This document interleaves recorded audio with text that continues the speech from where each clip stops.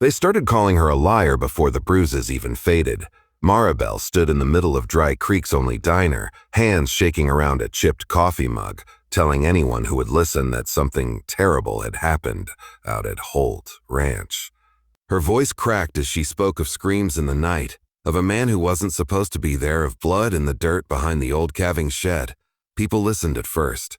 Then they looked away. Dry Creek trusted Evan Holt. He was quiet, broad-shouldered, and had owned the ranch since his father died. He paid his bills, fixed fences without being asked, and never raised his voice.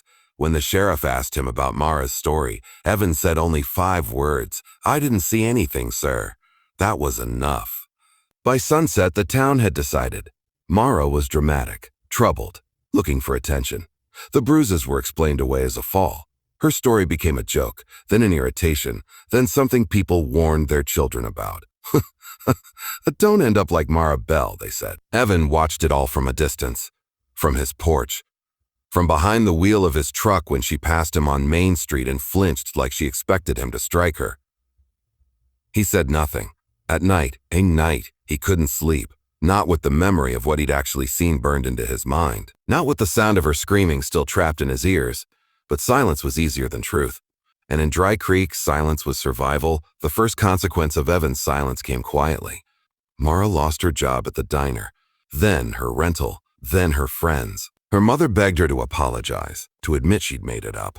"Just so this can be over," she said through tears. But Mara refused, because she knew what she saw. The second consequence came louder.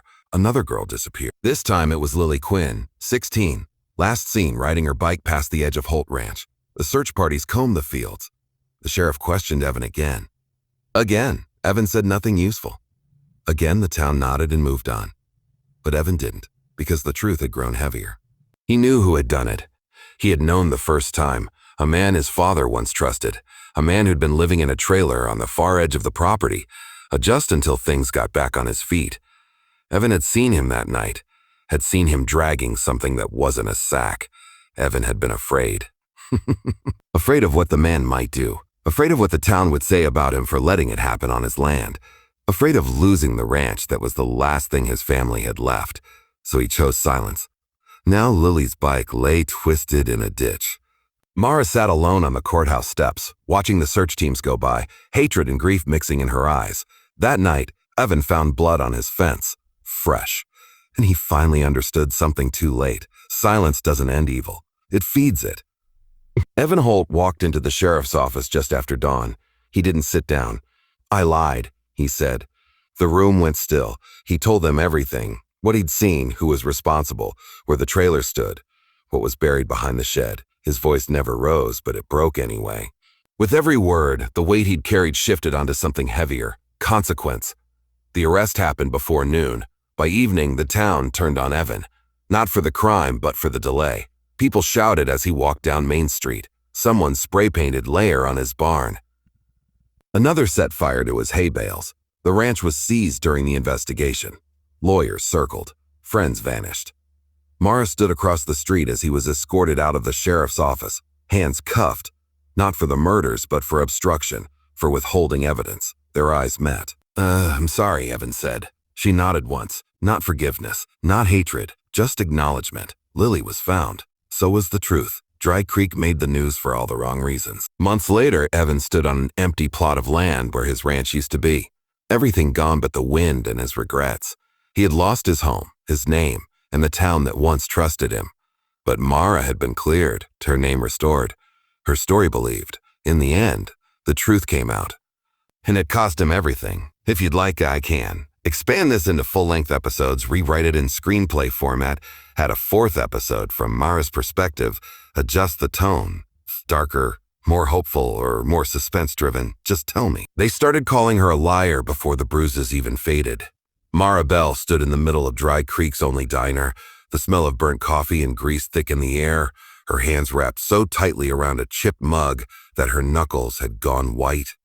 Her voice trembled as she spoke. Not loud, not dramatic, just desperate. She told them about the night out at Holt Ranch, about the way the wind had carried her screams across the fields, about the shadow that moved near the old calving shed where the lights were never fixed. She spoke of blood pressed into the dirt like it had been needed there, Every word felt heavy, pulled from her like a confession she hadn't wanted to make in public. At first, a few people listened. A waitress paused mid-step. Someone at the counter frowned, uncertain.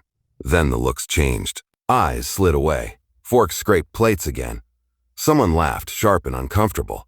Stories like hers made people uneasy, and Dry Creek didn't like unease. By the time the sheriff arrived, the decision had already been made for him. Evan Holt's name was spoken with certainty, not suspicion. He was the kind of man towns trusted without thinking about it. Quiet, reliable. The ranch had been in his family longer than most of the houses on Main Street. When the sheriff asked him what he knew, Evan stood tall, hat in his hands, and said, "I didn't see anything, sir. That was all it took." Mara's bruises were dismissed as clumsiness. Her shaking was labeled nerves. By sunset, her truth had been folded into a story about a troubled girl who talked too much. Mothers pulled their children closer when she passed. Men muttered that she was looking for attention. Her name became something spoken with a sigh. Evan watched it happen without stepping in. From his truck on Main Street. From his porch as she walked by his fence, her shoulders tight, her eyes darting like she expected danger to rise from the ground itself. He noticed how she flinched when she saw him, and the sight hollowed him out. At night, Evan lay awake staring at the ceiling, the truth replaying itself in sharp, merciless detail. He remembered the sounds, the movement, the moment he chose to turn away. Silence felt safer than being believed. In Dry Creek, silence kept your land, your name, your life intact. So the town called her a liar, and the man who knew the truth said nothing. The first thing silence took from Maribel was her place in the world. It happened slowly, the way things always did in Dry Creek. Her hours at the diner were cut, then erased altogether. The owner wouldn't meet her eyes when he told her it was just bad for business. A week later, her landlord taped an eviction notice to her door, citing missed rent. He knew she couldn't pay without the job. Friends who had once sat beside her in church slid into different pews. Even her mother spoke in careful, pleading tones, asking Mara if maybe she could just say she'd been confused. Just enough for everyone to move on. Mara refused. She held on to the truth like it was the only solid thing left beneath her feet. While the town erased her, Evan Holt tried to convince himself that things would settle. That stories burned out when they weren't fed. He focused on the ranch, on broken gates and restless cattle, on anything that kept his mind from drifting back to that night. But the land seemed to remember. Fences sagged where they never had before. The diner repainted its walls. The church sermons shifted back to safer topics. People stopped lowering their voices when Maribel walked by, though they still didn't quite meet her eyes.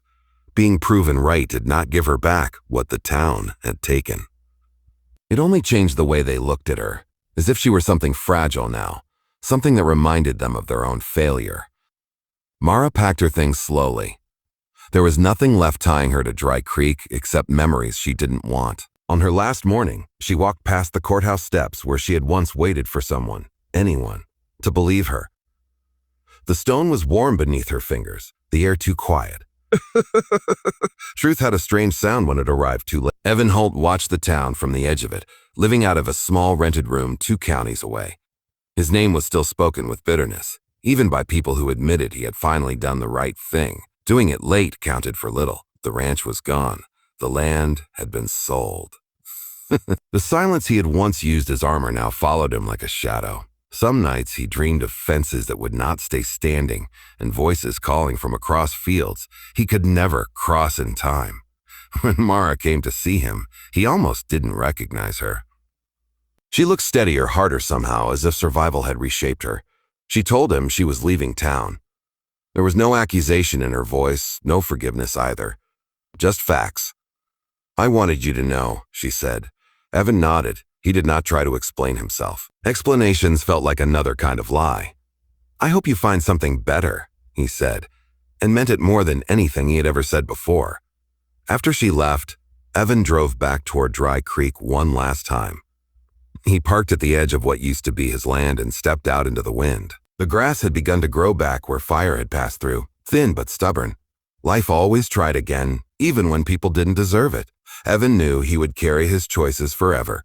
Some truths redeemed, others only taught. Mara left town before sunset, the road opening wide in front of her. She did not look back. Dry Creek remained behind them both, quieter now, burdened by a story it could never fully escape.